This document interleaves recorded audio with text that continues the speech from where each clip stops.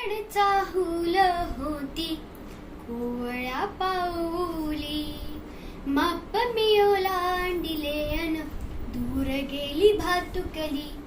खेळण्याचे होते वय, अंगणाची होती सय, सोवळ्या मनात माझ्या भरे नभाचा आशय. हाती अमृताचा वसा, साथ देई माझा सखा, त्याच्या कृतार्थ डोळ्यात झुले उंच माझा झोका, उंच उंच माझा झोका. असे गाणी म्हणत नागपंचमी दिवशी मुलगी माहेरी येते.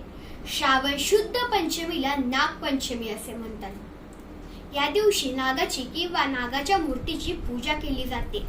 असे केल्याने वर्षभर नागापासून त्रास होत नाही असे मानले जाते. मित्रांनो, नागपंचमीच्या भरपूर कथा आहेत. याच दिवशी श्रीकृष्णाने कालियाचा पराभव केला असे म्हणतात. दुसरी कथा अशी आहे की नागपंचमी दिवशी शेत नांगरायचे नाही अशी पद्धत असते. तरी एका शेतकऱ्याने शेत नांगरले. त्यामुळे एका नागिनीची पिल्ले नांगराचा धक्का लागून मेली. नागिन चौताळली. तिने त्या शेतकऱ्याला व त्याच्या कुटुंबातल्या सगळ्यांना मारून ठार केले. शेतकऱ्याची मुलगी माहेरी होती.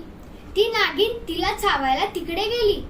पण नागिन तिकडे जाऊन पाहते तर काय, ती मुलगी एका पाटावर नागाची प्रतिमा काढून त्याची पूजा करीत आहे.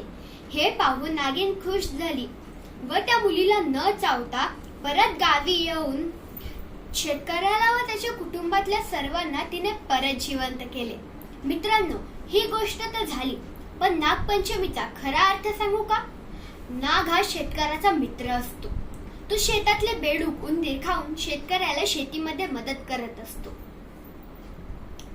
म्हणूनच शेतकरी दरवर्षी नागाची पूजा करतो. धन्यवाद.